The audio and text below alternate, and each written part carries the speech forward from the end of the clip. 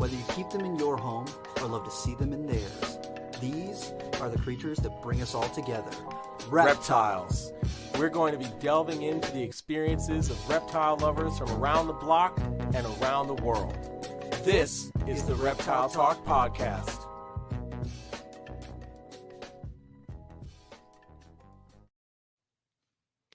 Boom! What's up, everybody? We're late. We're a little bit late, but it's my fault. It's okay. It's 100% Rob's fault, and maybe also the fault of my internet. But we're here. We're here, and we're happy to be here. And I'm super excited about tonight. And I'm Rob, and I'm creeping it real. Oh, I didn't even Damn, this is the second time we've done this. We've messed it up. Second time. What's up, everybody? This is Jeremy Turgeon from Brass Man Reptiles. And I'm Rob, and I'm creeping it real. That's better.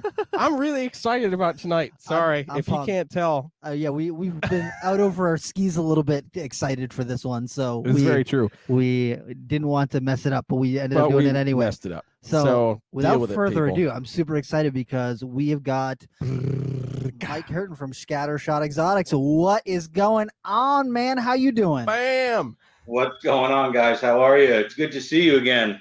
It is man. awesome It's great to see you, It's dude. been a minute. I feel like since COVID and lack of expos and all that stuff, it's been a long time since I've seen you. It's been brutal. You know, I've been trying to make it up to the New England show up in Manchester, and I haven't been able to get up there.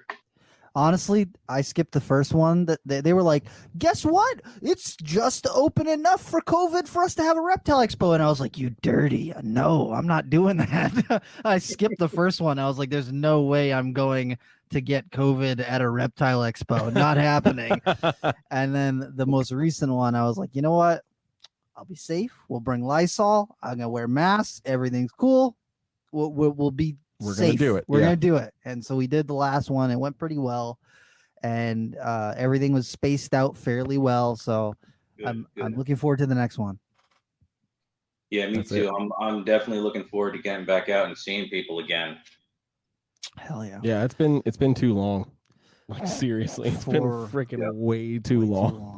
Yep. So, Mike, for people who might not have heard of you, if they're not like in the Morelia groups or you know, Or they're not just into reptiles. not into They should just reptiles. know this man. Well, listen, the people on the interweb, sometimes they just bought their first pet bearded dragon and they haven't heard of Mike Curtin yet. Well, so for those people, you're hearing right they're now. going to hear right now. But like, what got you started in reptiles? What kind of led you on your trajectory Oh to man, where you're at right now?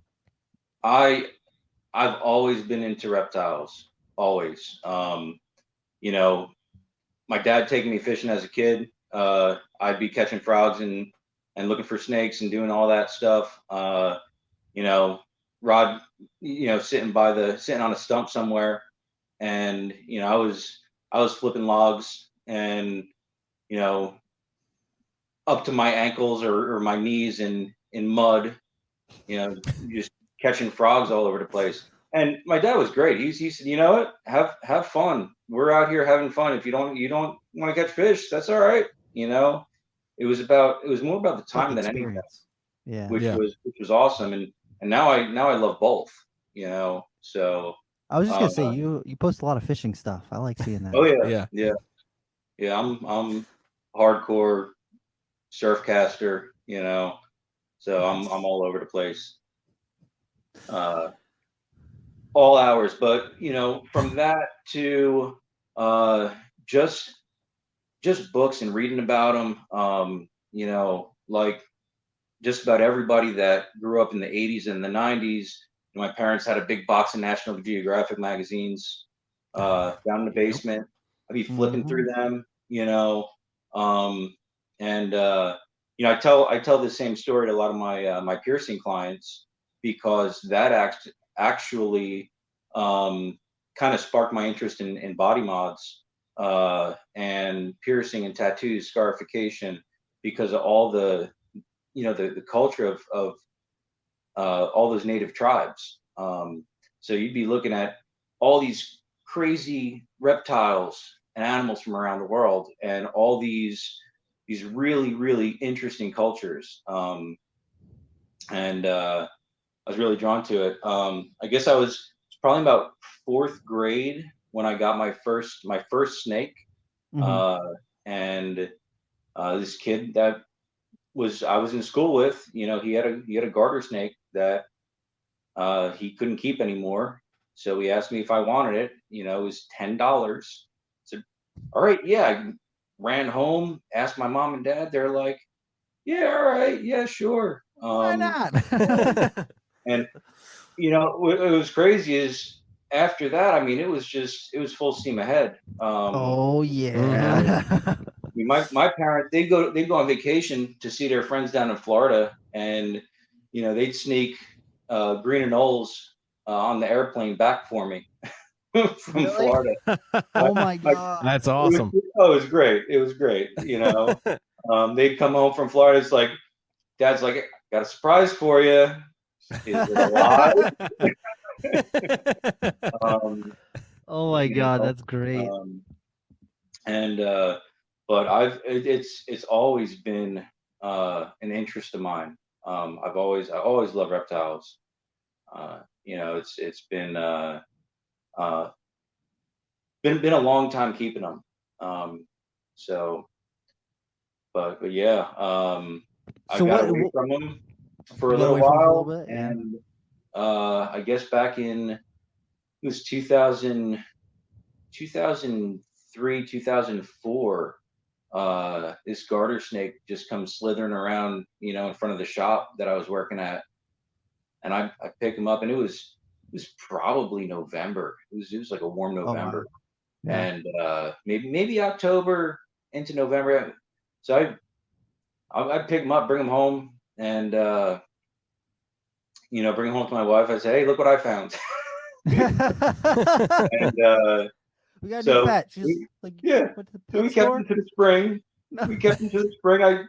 And then let him go. And I said, hon, you know what? I want to get back into snake. And I told her that, hey, I used to keep snakes. Used to keep all kinds of reptiles. I said, I'd like to get snakes. She's like, okay, can I have spiders?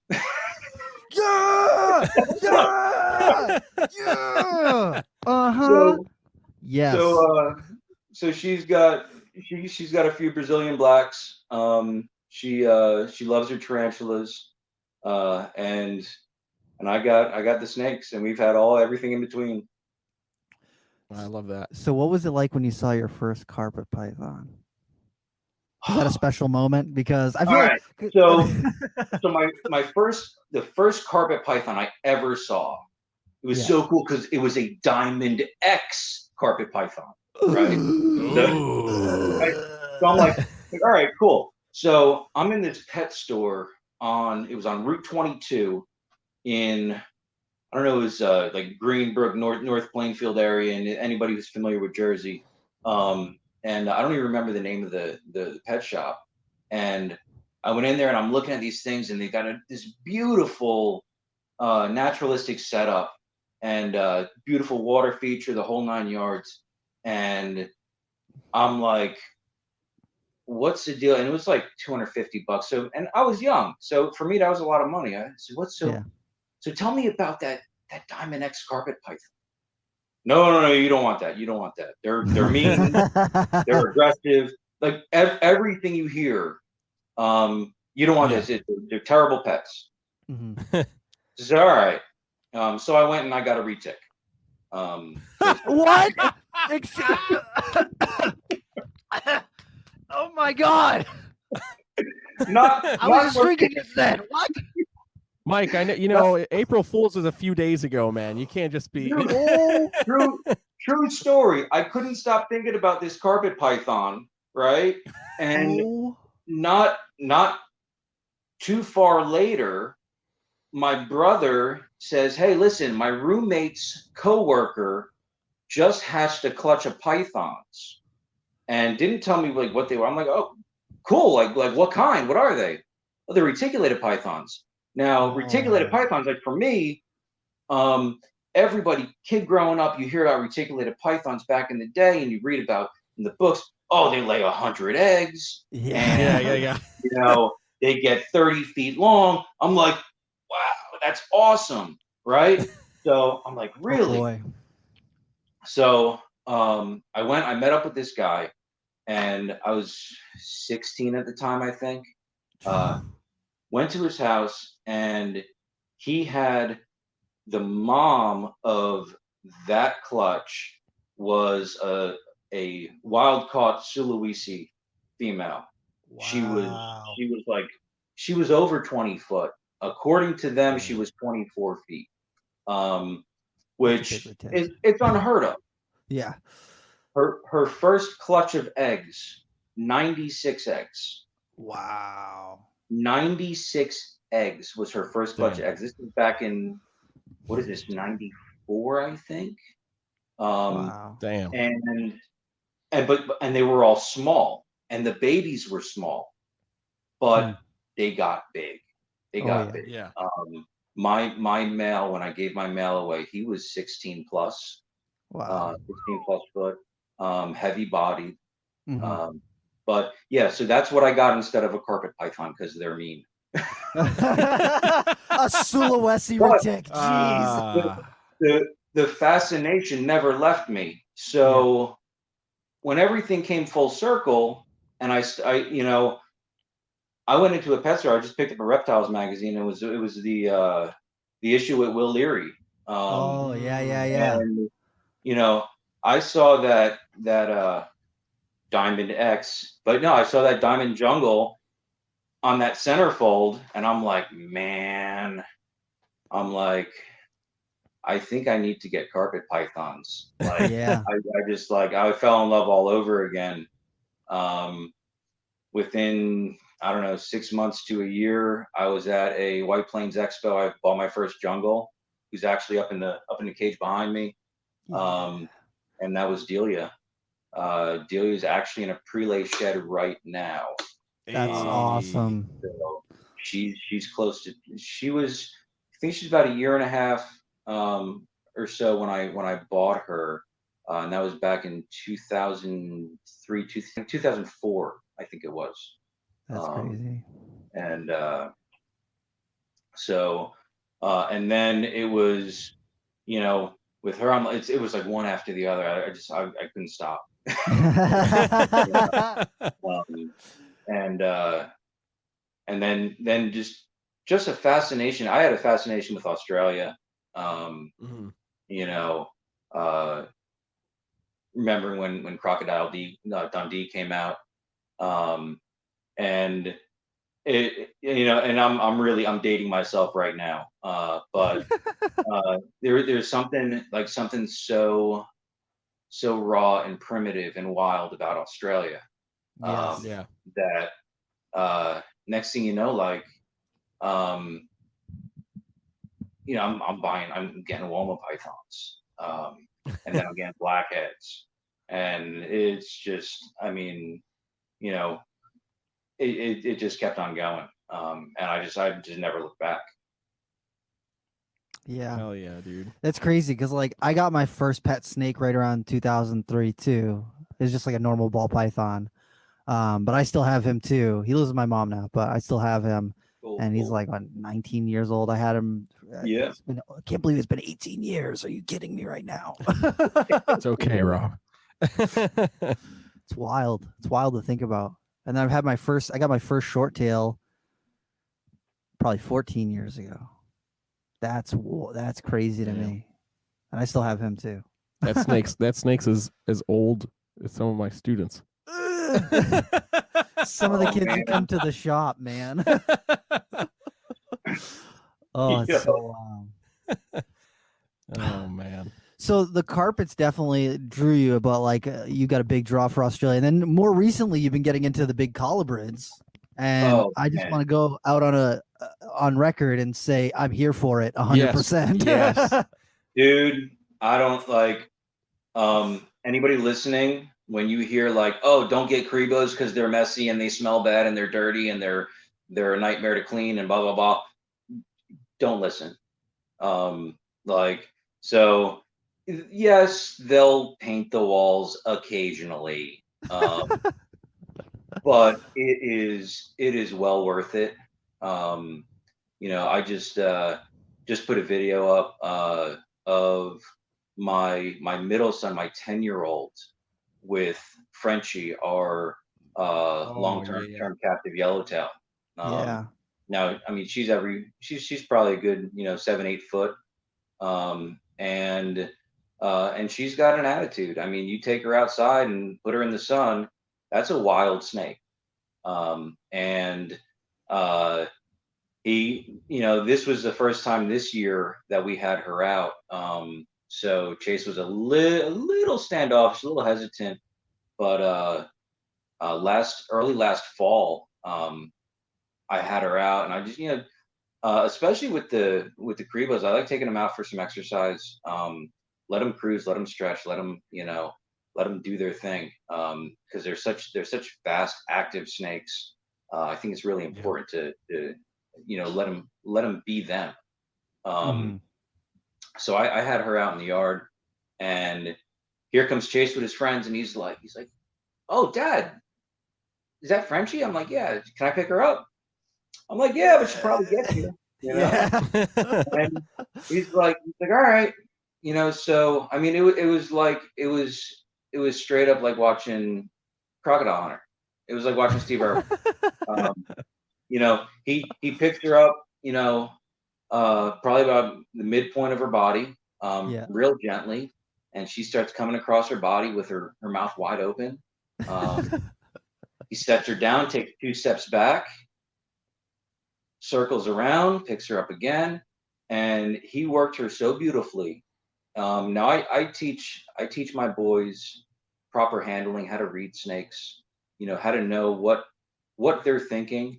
Like hey, like for us, when we look at an animal, when we look at a snake especially, we can tell, okay, so that snake's looking for food right now, or that snake probably not having a real good day. Probably doesn't want to be messed with. So we can read them like that. So I try and teach him that as best I can. But he got that snake from open mouth, lunging at him, to where he was handling her and letting his friends come over and pet her within about 15 minutes. That's got to be so humbling. Like to watch your kid do that, man. I would be so geeked. The natural instinct and ability he showed was, it was.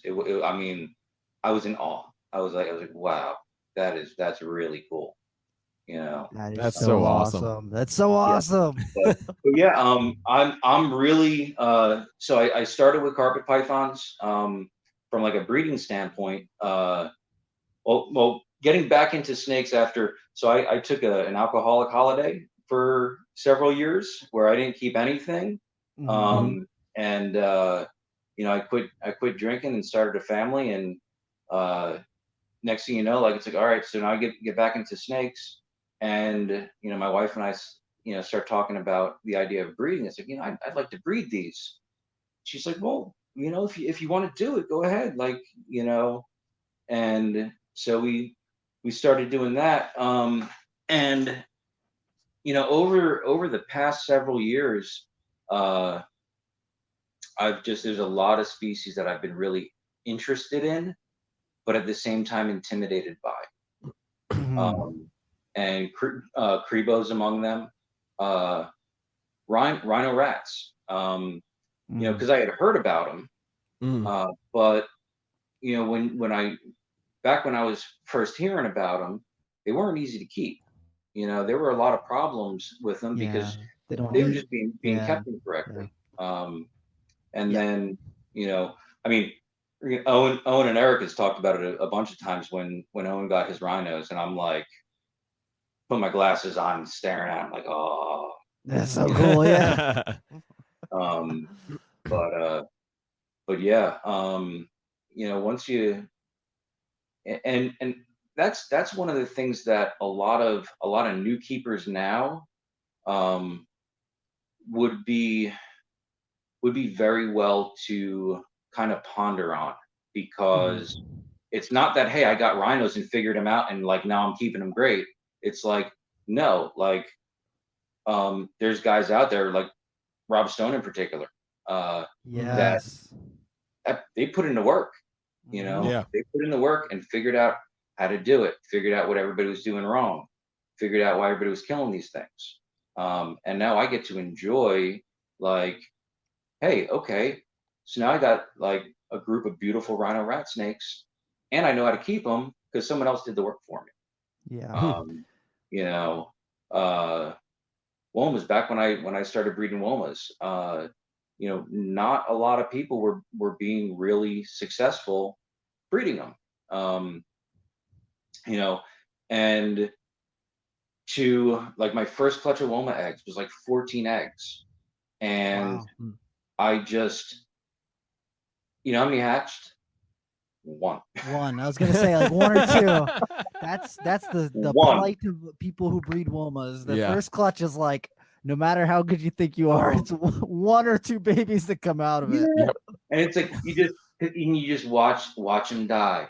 You just watch the eggs. You watch them get that wet, dark look about them. Oh, and there's the green ring. It's like, oh, there it comes. All right, that one's dead. But I had 2 clutches that year. The second clutch, I hatched 9. So Wow. it's just the listening to the people that have put in the time and the work and the effort and lost a bunch of animals, figuring them out, and being humble enough to say, all right, I need to change some things, you know. You know, some people, they get a little too set in their ways, where, you know, oh, well, you know what, this is how it's supposed to be done. I don't know what's wrong. Well, you got to listen to your You're animal. not doing it right. Yeah. Yeah, man. That's something that in the blood and short tail community has been just starting to catch up right now, with a lot of the misinformation from the 90s and early 2000s, because, you know, back in the day, people would be like, blood pythons are all evil and you got to keep them at 95 degrees and they live in a swamp, so keep them at 100% humidity. If it's not dripping wet inside the enclosure, they're not happy. And they would have these like miserable snakes that would just like bite them and pee on them, and they were unhappy. That was me. They were unhappy. They had no idea. And then now, you know, coming to bloods and short tails, learning from all those people who made all those mistakes back then and just didn't keep them properly and couldn't get them to breed and all that sort of stuff. And then seeing how they experimented and changed. You know, nowadays, most people keep their bloods and short tails at like 82 degrees, and they keep them like a good sized water dish, plenty of humidity. You're cool. As long as they can drink and stay hydrated, then don't go crazy. And being able to reproduce them is become significantly easier now than it was, you know, 15 years ago. Right.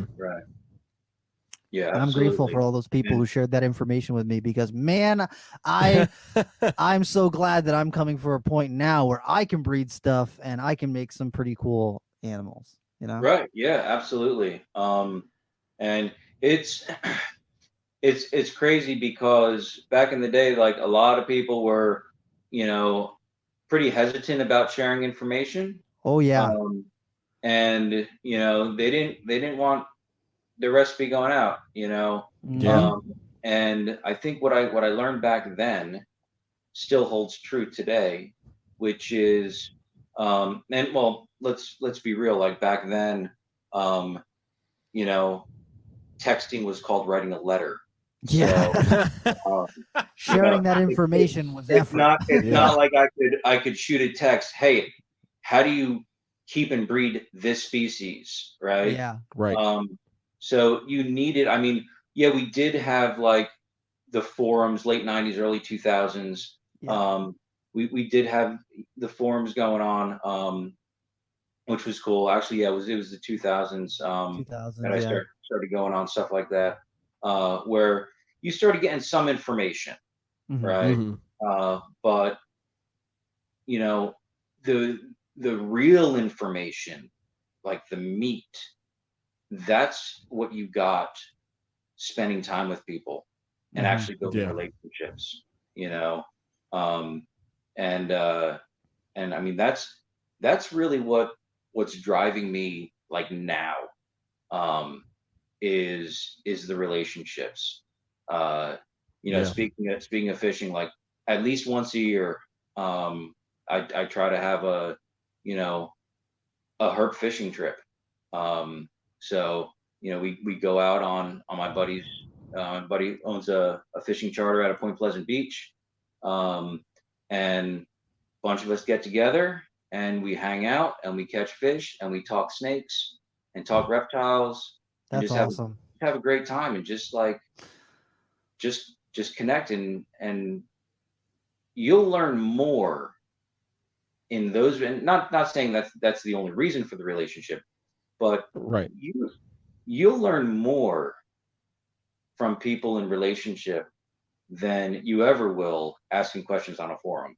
Yeah. Or a Facebook group. 100%. That's one of the main reasons why I really love the podcast format and valuable resources like NPR, because it's like getting to sit in on one of those conversations. That's why me and Jeremy started Reptile, or like redid Reptile Talk, was to have these conversations where we might not always be talking about, oh, this is how you keep this and this is how you breed this, right. But the little information that you pick up when you're having conversation with people who are into reptiles, you can pick up so many useful things. And the fact that it's documented, or at least part of it can be documented now and shared on a format that's accessible to a lot of people is really awesome to me. I think that's like so incredible. Yeah. It's you guys, I'm sure you guys have both made fun of me for my flip phone, right? No, I have not. Because I was a late adapter. At least not on the podcast. That's not publicly. Not publicly. Okay, not publicly, but you know the deal. Because we've hung out at White Plains and you've seen me break out the flip phone and you went, like for real? Yes. So like, I finally, I wasn't even able, just a basic text message, just can't even get them anymore. So I finally, like this Christmas, I'm like, all right, I'll do the friggin' thing. take the plunge. Yeah. So now it's like, I'm listening to, so I was listening to NPR right along, I bring it up on my laptop and listen that way. But now it's so much more accessible where, I'm listening to it in the car, back and forth from work. And it's great because you just learn so much. Yes. And especially like the natural history stuff. Oh my God. Yeah. Which, people, we miss that, right? We kind of shoot right past what are they doing in the wild. All right. And go right to, okay, how do we keep and breed these? Okay. And talking to, I started talking to Derek Roddy years, probably back 2007, 2008.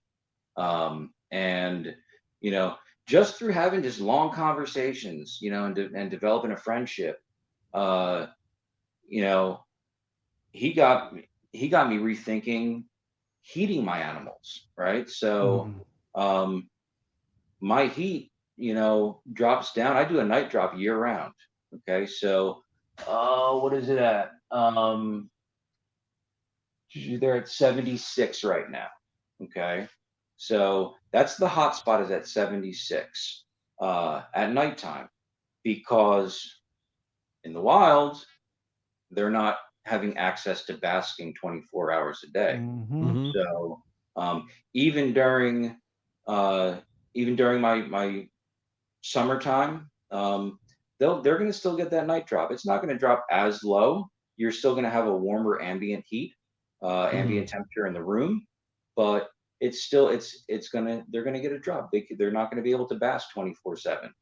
And it's, little things like that.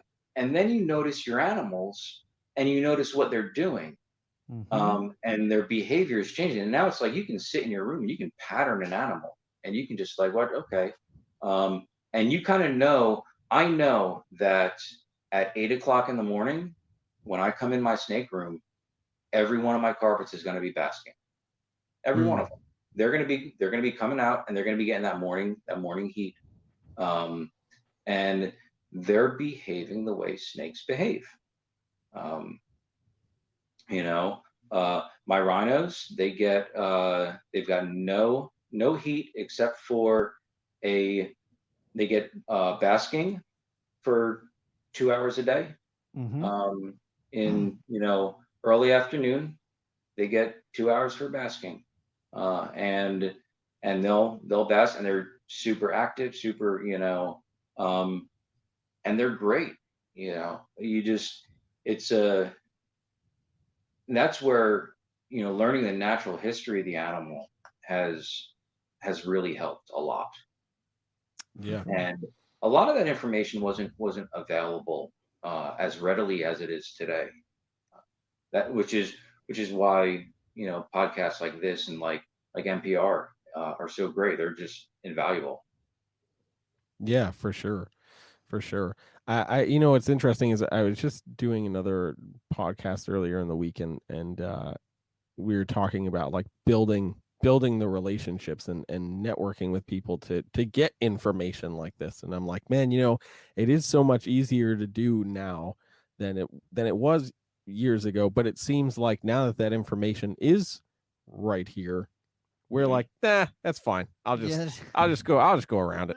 And then, and it's not until you're sitting there scratching your head because you can't figure something else out that you come back, and then you're like, oh man, if I had just taken an hour of my time, to check out this podcast or reach out to so-and-so through a freaking Facebook message and not through, writing a letter of please just respond to me with a little information, I would have, not had 6 months of headaches, Sure. So, yeah. But yeah, establishing these relationships, it's like, that's key, man. So critical.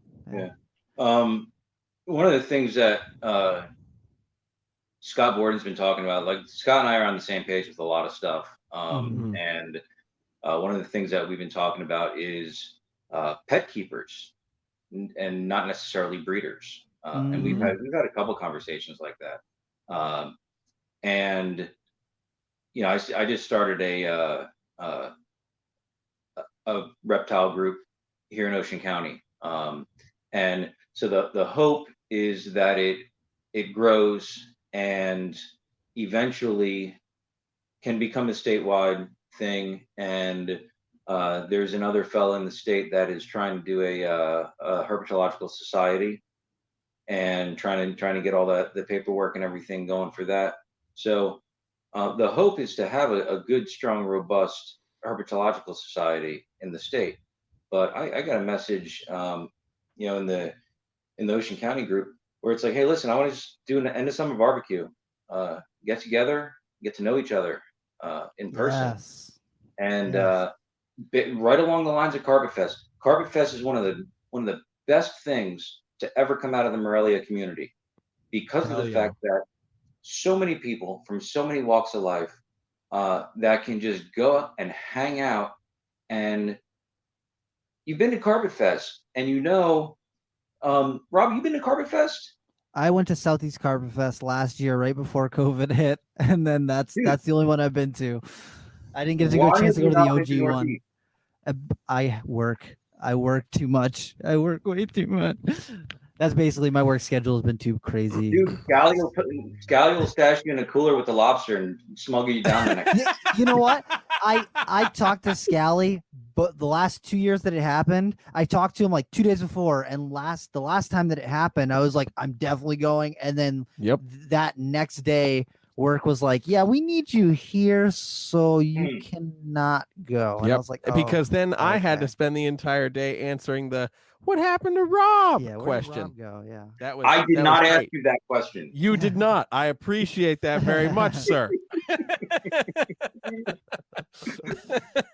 Yeah. But yeah, so this one woman in the group, she said, hey, listen, like I'm really interested in reptiles. I really don't have a lot of knowledge. Like would this event be open to people like me? And I'm like, this is for people like This is you. for you. Exactly. Yeah. It is especially for you. Like, and that's how these relationships happen, which is for me, that's one of my favorite parts of keeping. Like the hardest thing about COVID for me is I got friends like all over the country that Haven't I been able only to see. see every few months. Yeah. And missing out on seeing all you guys, like, dude, it Yeah. sucks. Yeah. Yeah, That has 100%. been very rough for me because as someone who's like very extroverted and likes to go and do things and see people, oof. I miss bacon cupcakes. Yes. I Yes. miss them. I want a bacon cupcake. So here's the deal. I have shipped people baking cupcakes before. Oh yeah. He's like, before you had my curiosity, but now you have my attention. Oh man. Let me get something together because I have a couple people in Florida who I need to send them a few to. orders. I have do. come in. There's a couple people who like have seen my cupcakes and have been friends with me for like 10 years and they And haven't they've never had one had a because cupcake. when I did the Oh. Florida expos, I didn't have a kitchen to make one. Yeah.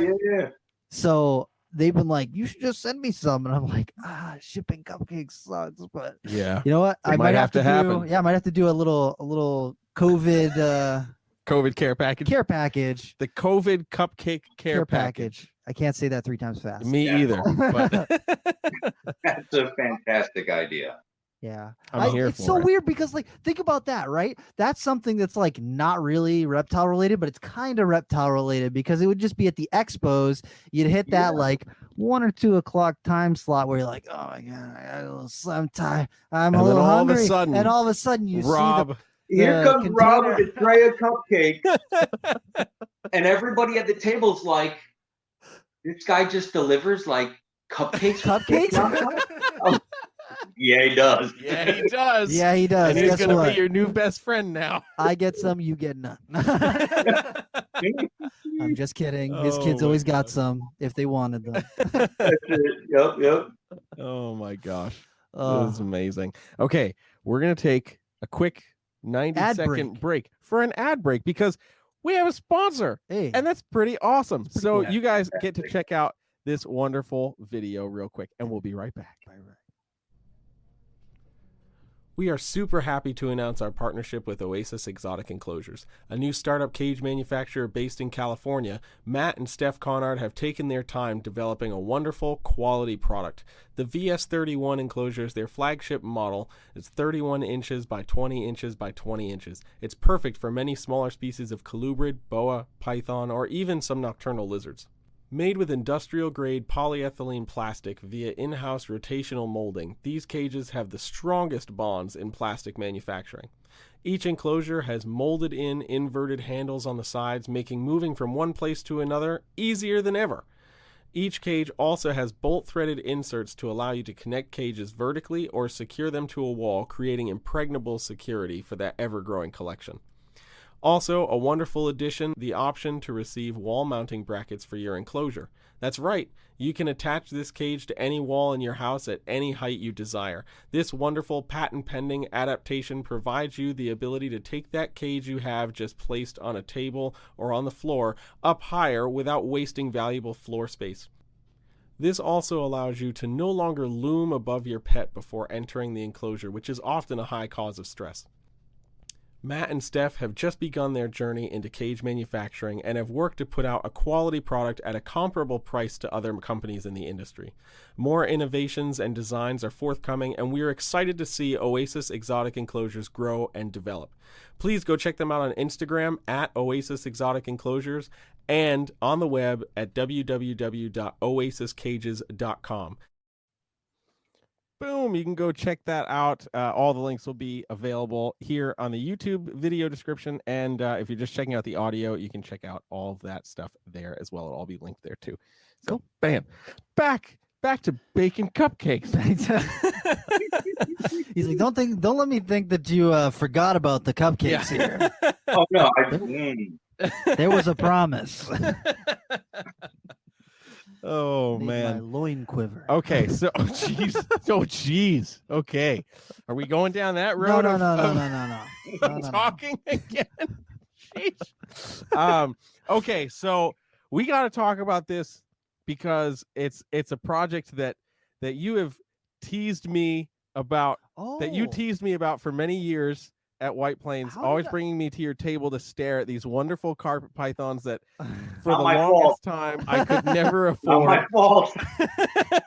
And then finally was able to afford them, and now I have a few here or there, and that's the ocelot jungle carpet python stuff. So there's not a lot of open information out there. I feel like anytime I post a picture of an ocelot jungle jag, I get like 10 or 15 messages like, what the hell is the ocelot gene? So yeah, and then I'm tagged in it.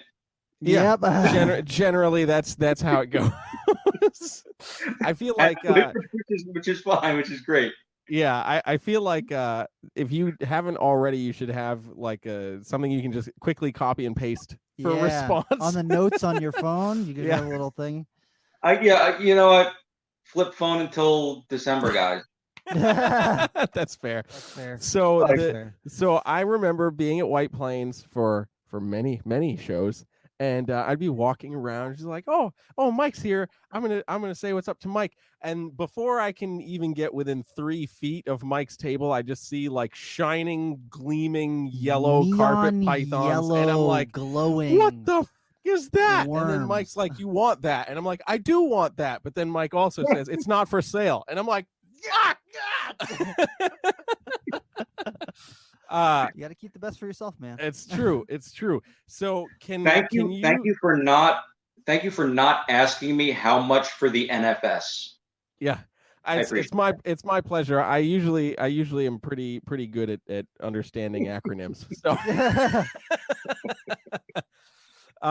so can you just kind of I know that it's kind of like a long explanation of the history of the gene, but can you just kind of give like a short synopsis of the ocelot jungle gene?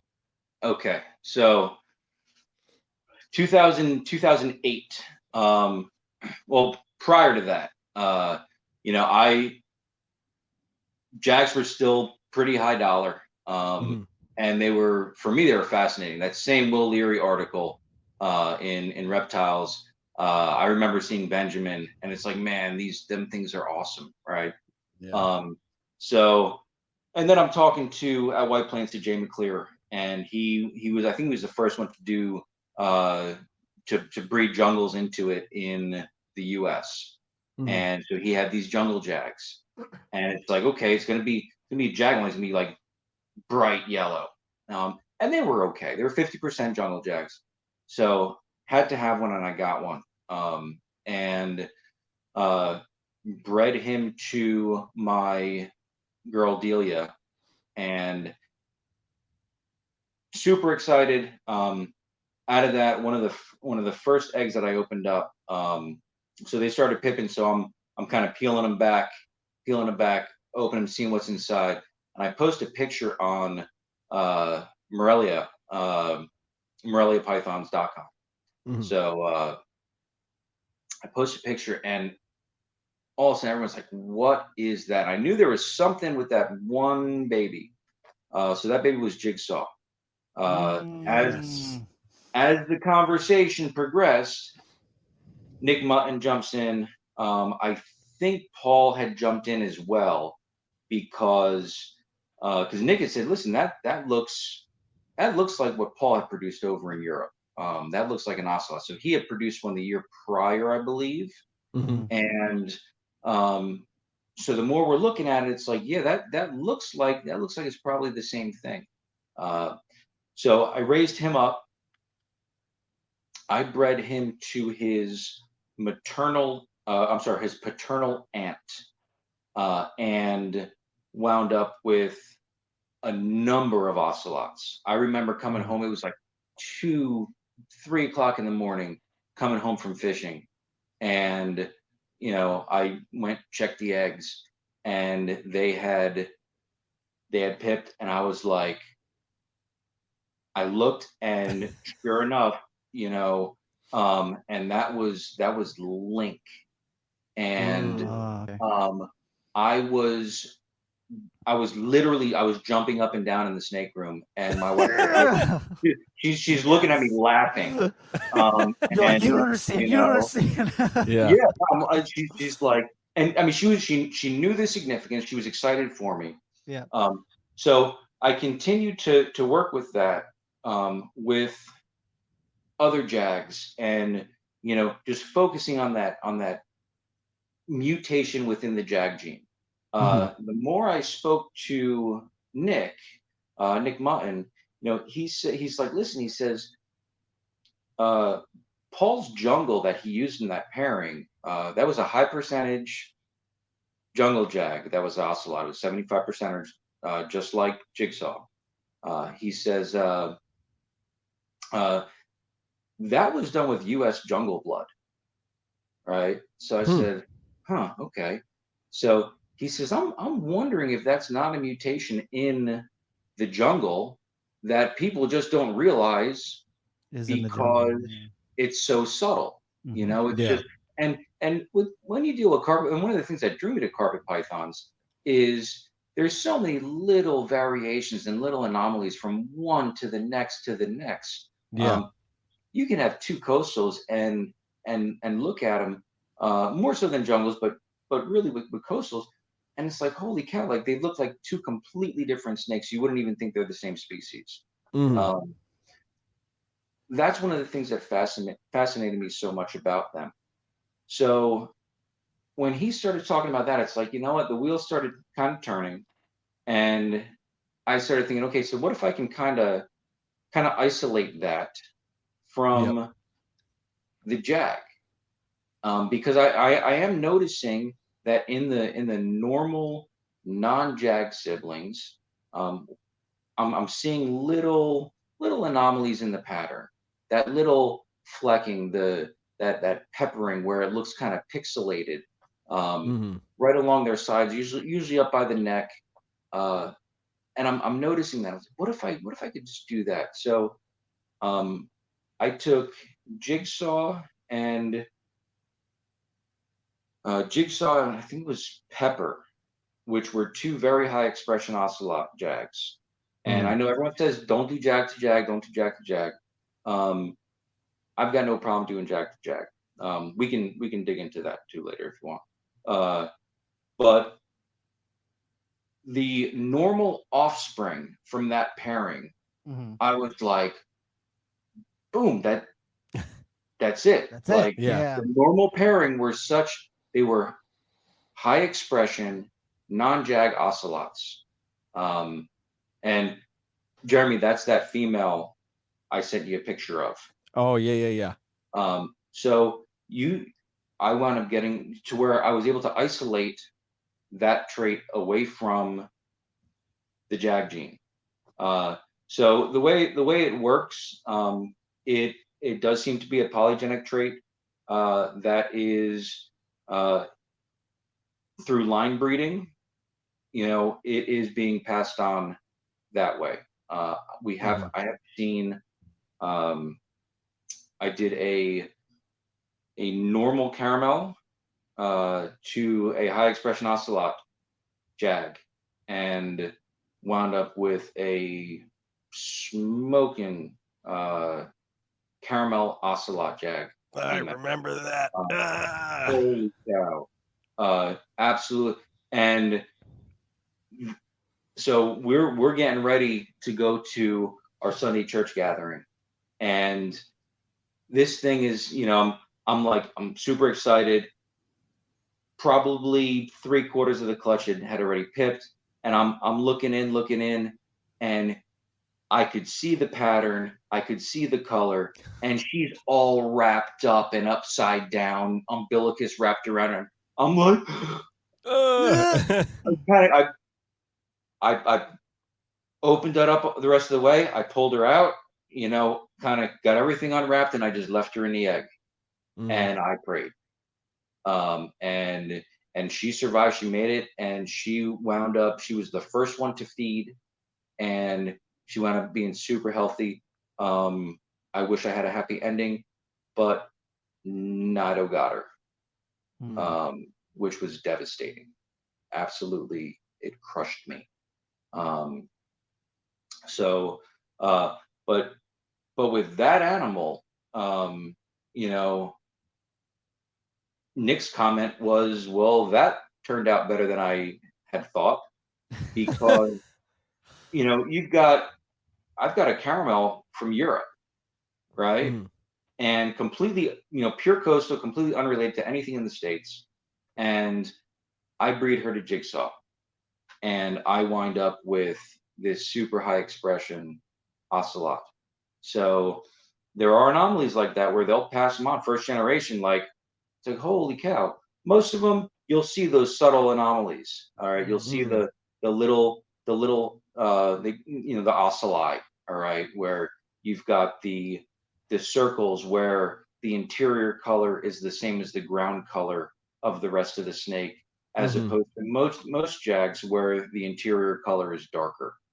Okay. Right. So you'll see those, with my line in particular, you see a lot of that pixelated peppering look. You know, usually the first third to half of the body is where it's most heavily anomalous right there. But those are the two main traits that you see with my line of ocelots.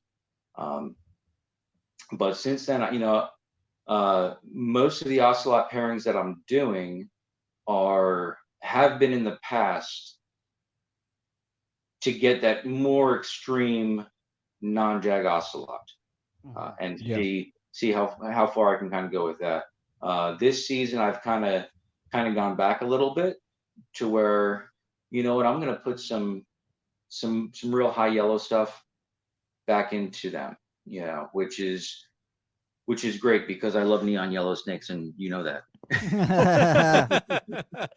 Yep. Well, you did it. Like, yep. Yeah, exactly. So, and you know, so for the past, you know, with the ocelot stuff, for the past 10 years or so, I've just been trying to get the brightest, most extreme version of that mutation with the brightest yellow possible, and just continuing to refine it. Yeah, dude. And man, these, if you've never seen an ocelot or an ocelot jag, you got to Google it, or you need to go check out Scattershot Exotics. I mean, that would probably be the better Facebook. place. That's probably the better place to do it, because, man, oh man, when you see these, there's something else. Like going to the White Plains Expo and just seeing the tower. Is he doing it? The tower. Look at it. Look at it. Oh yeah. And the camera makes it less yellow than it actually is, because I know that thing glows. Oh, that's such a nice. They're awesome. They're awesome. They blow my mind. I stare at them, dude. When I'm going through cleaning stuff in my room and I get to one of the ocelots, I'm like, we're gonna spend some time right here. I don't have a ton of carpet pythons, but I do have an ocelot jungle jag female, and she's pretty. Everyone needs one. I would venture and say yes. Yeah. I'm not usually someone who goes and slaps that sticker on a lot of things, but yes, I agree. Because you know what, the carpet pythons, they've got this like good size. When they get big, they're not usually too jerks. They're not usually that bad for handling. They perch. You can make a nice looking enclosure, and they'll utilize the nice enclosure. And they've got all these different little things that just make them great for everyone, whether you've got one snake or whether you've got 100 snakes. You need one. You need one. Yeah. And you know, I've had a number of people come up to me at White Plains and kind come over to the table, look, walk around, come back, and then say, like, listen, I want the prettiest animal that I want to put it on display in a big cage.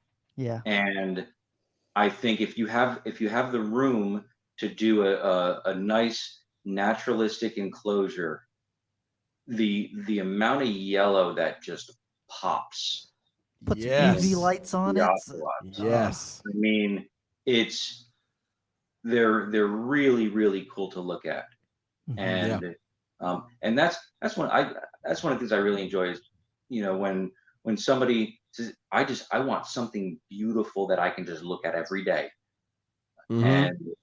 And it's like, cool, and you want one of my animals, and that's humbling. That's Yes. great. Yeah, for sure. Yes. Um, I mostly keep Bloods and Short Tails, so you don't put those in a big ass display cage. Get in your bin. Yeah, go into your bin. I'll take you out. We'll hang out on the couch for a little bit. I'll put you back. Everything's cool. Yeah. Like, Sheesh. but Well, a carpet python. that's another thing that a lot of people, sometimes we forget to enjoy the animal for what they are, Yes. right? Mhm.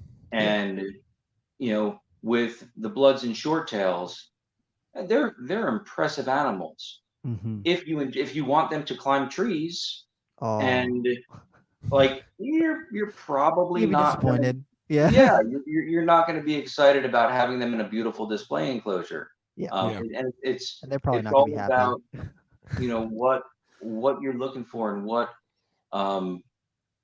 the animal is. Exactly.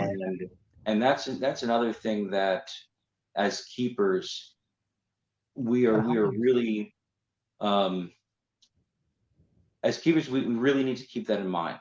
Mm-hmm. Where you do your research and you say, okay, this is what I'm looking to get out of an animal, and this is what I think I want to get.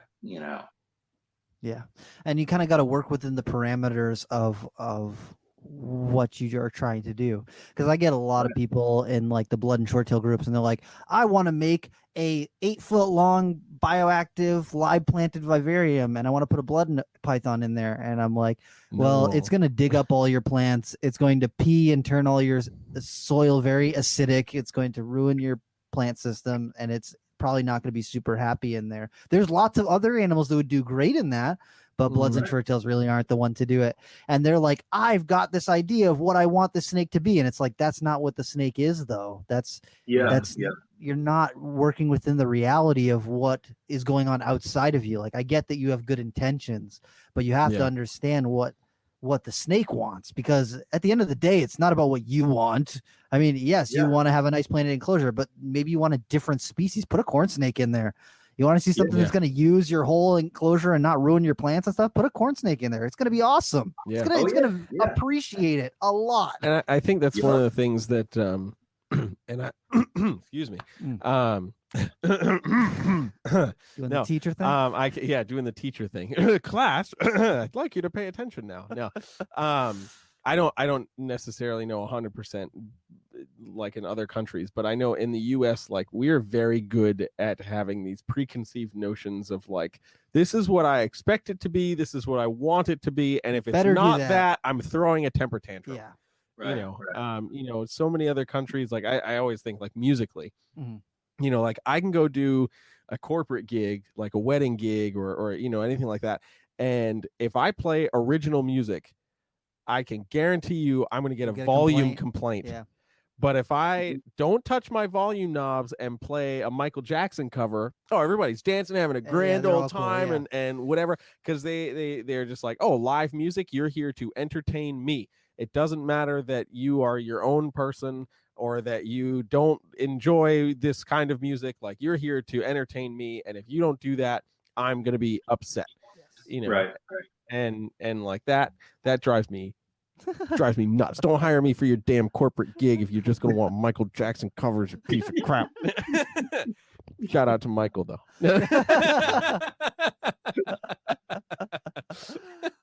Oh no. And that we see that in the whole morph mindset too, Yes. right? Yes. So with this ocelot, all right, when I hatched Jigsaw, I was super stoked. I'm like, holy cow. And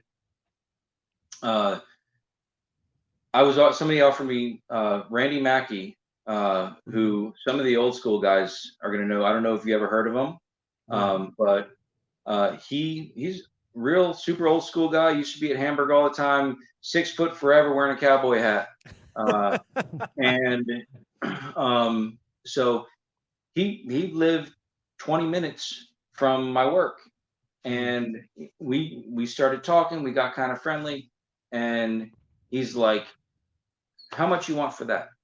And I said, "No, I don't want to sell them. I'll give you $5,000." And like, I was relatively new to breeding, and I said, "No, I'm not going to sell them. I'm not going to sell them." But so many people, they see that, they get that something new, something a little bit different. Now, I could have bred him and gotten nothing at all, and but you know what? I would still enjoy him, and I would still absolutely love the animal because he was this bright yellow carpet python with this crazy pattern, right? And sometimes we get Keith McPeak, was his OG quote of the day today was, sometimes we fail to see the animal through the morph. Right. I remember seeing that. Yeah, seeing that post. Yep. And that's what, the morphs are great. I love them. I'm not a morph guy, but some of them are really, really pretty, and you can appreciate that within the animal. But it is about appreciating the animal for what it is. Yes. And if it can pass on those genetics, great. If it can't, well, that's fine too. Yeah, I think that one of the things, like, I do a lot of bloods and short tails, and I like them for the morphs and stuff. But I also do scrub pythons, and those, there's no morphs. I just like the way that they are. Like, I love everything about them, and finding an appreciation for those has definitely brought a different perspective for me than I do for the bloods and the short tails. Like, I still love bloods and short tails for their personalities and for the snakes themselves, because I was into bloods and short tails before there was really, I mean, not before there was morphs, but before there was as many morphs as there are right now. And growing up, I was super just like in awe of them, just their body structure and their heads. And I was just so into it. Coming from that to, the scrubs, where it's like, even if I wanted there to be a morph, there's no morph. So it's just, I just appreciate them for what they are. And the same thing with the carpet you're talking about. I've had so many people come up to me about my scrub Janet, one of my captive bred barneck scrubs. And they're like, "This animal's amazing. I'll give you $2,000 for it." I was like, "Nope. I'll give you how about $3,000? No, I will not." And it's not because she has any morph or anything. I just love the animal. It's not going anywhere. Like, and then they're like, "Okay, well, when you produce a baby, I'm buying one." And I was like, "That first clutch is mine, damn it. You can't have any." Maybe if I make more, then maybe I'll let some go. So years ago, doing a White Plains show, and this is when albinos were probably still around $7-8 grand. The albino carpets. Albino carpets, pure Darwin. And I've got John Drogna and Greg Madden right next to me, and they've got some albino Darwins on the table, and I've got my tower, and yes, top spot is Scattershot, and this dude runs past their albinos and looks and says, "What is that? What is that? I want one of those." And I'm like, "It's just a normal jungle." It's a normal jungle carpet. But That's when you look So- over at those guys and just like, hey. it was, and and I'm good friends with both of them, and so they look at me like, they're like, wow, like we should have just gotten some of those, Right. Oh man. But yeah, and in the same way, people ask a lot of times my just normal jungles, hey, Mhm. well, what morph is that? Because they've got the morph on the brain. It's like that's a wild type.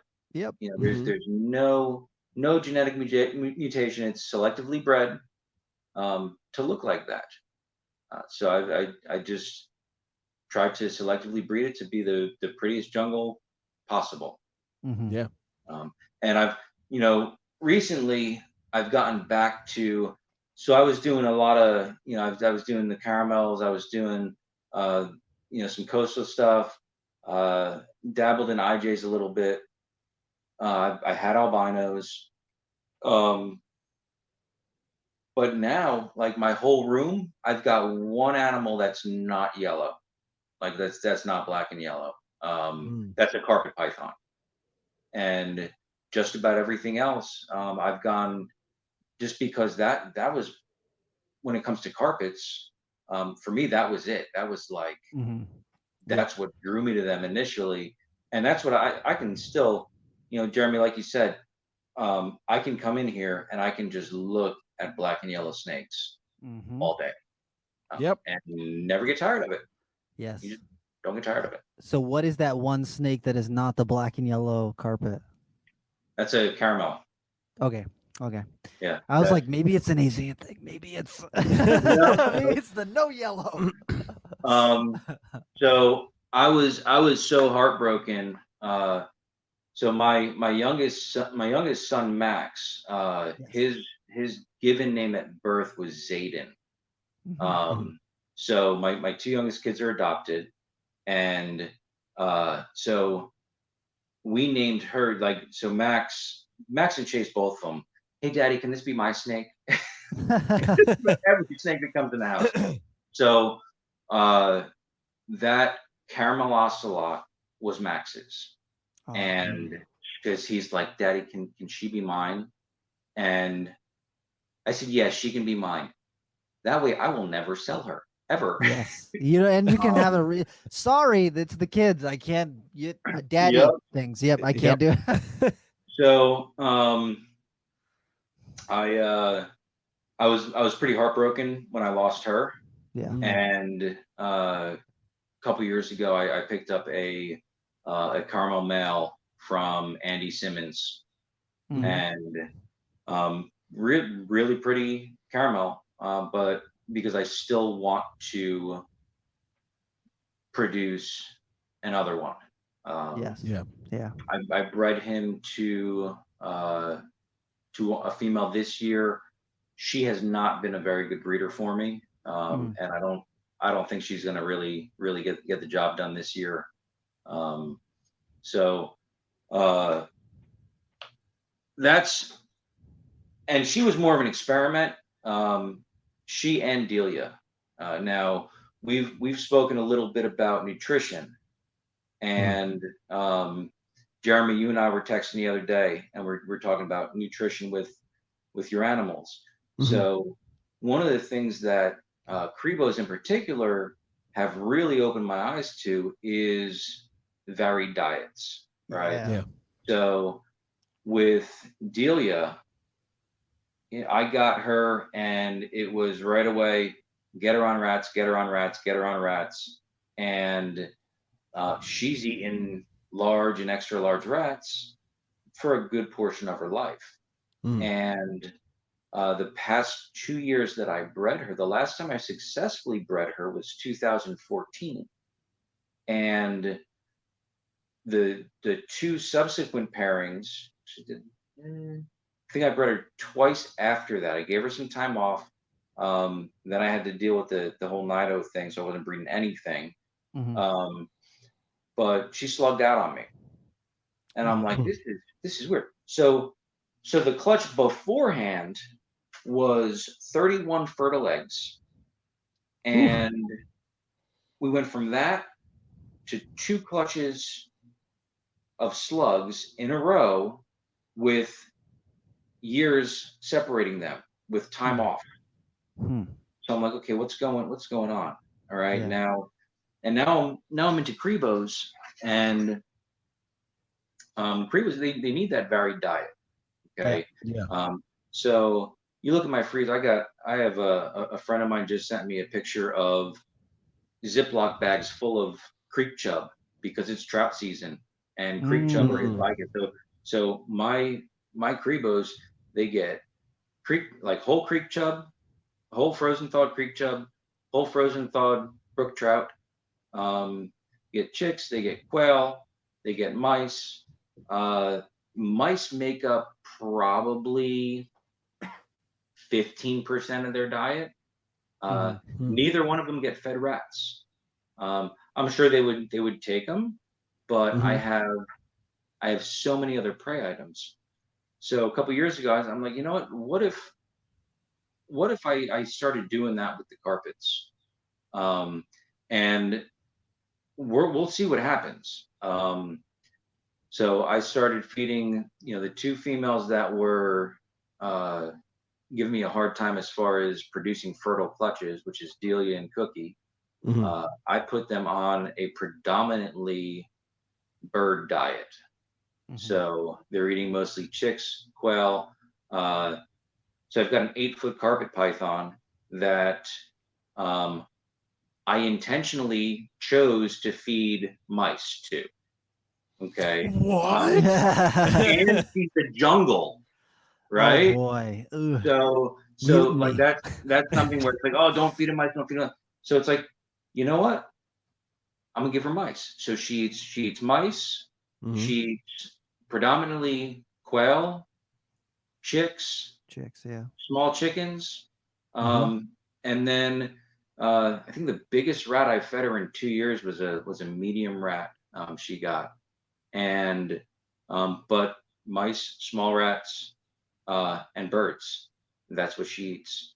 And what I've noticed is an increase in activity, a more enthusiastic feeding response, where when I'm defrosting food, she used to just hang out in the cage and wait for the rat to come to her. And okay, I'll eat this large rat.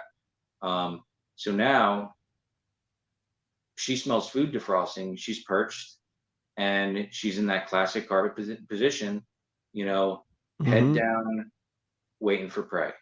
And cool. And it's so I've definitely noticed a difference in behavior with them.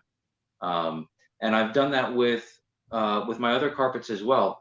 But I no longer buy even my Argentine boas. I don't feed them anything bigger than a medium rat. I stick with smaller meals. So maybe I'll give them a few prey items. Instead of giving them a large rat, I'll give them 2 mediums or 2 smalls. And so I feed my Argentine boas mice and chicks also. And that's awesome.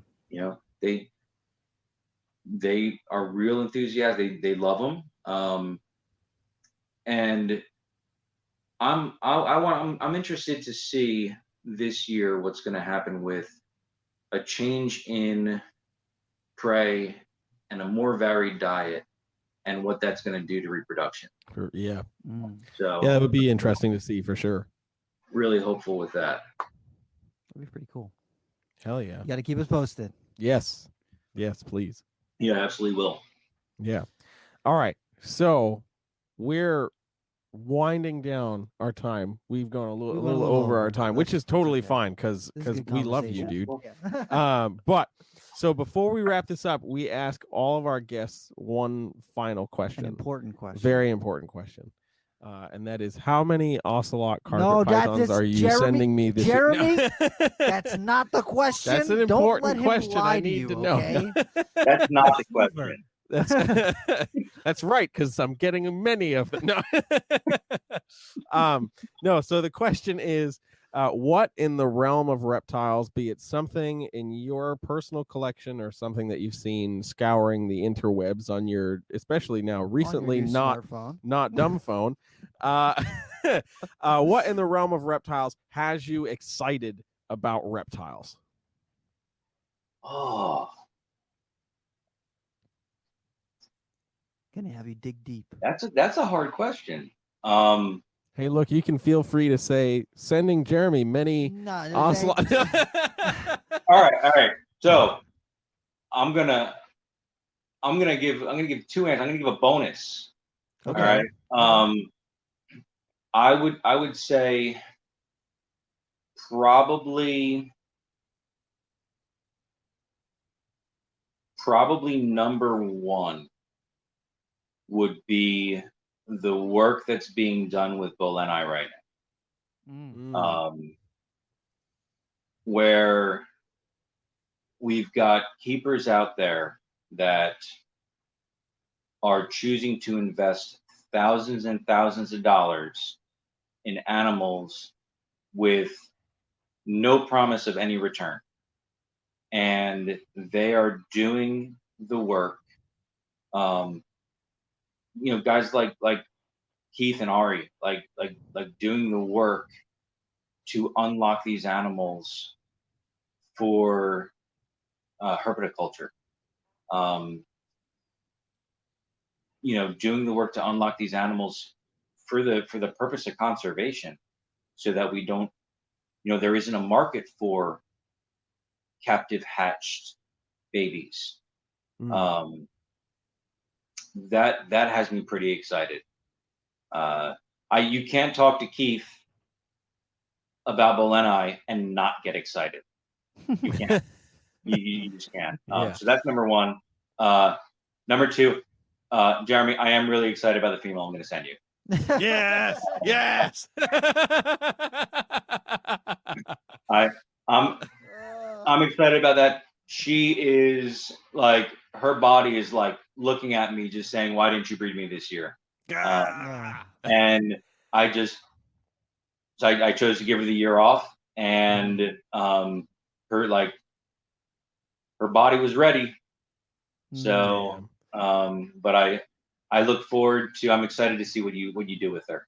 I'm very excited. I was just talking with Rob about it the other day, and I was like, that ocelot zebra jag male should be ready in the fall. That could be an interesting one to do. I think she will be more than ready and willing. I'm so here for it. That's awesome. Oh man, Mike, if people want to find out more about the things that you're doing, where should they look you up? Where should they find you? So you can go to, you just search Scattershot Exotics on Facebook. I am, I hang out in my snake room, I hang out on the beach, and I fish, and I post pictures on Facebook. You know what we got to do? We got to get you on Instagram, because hold on.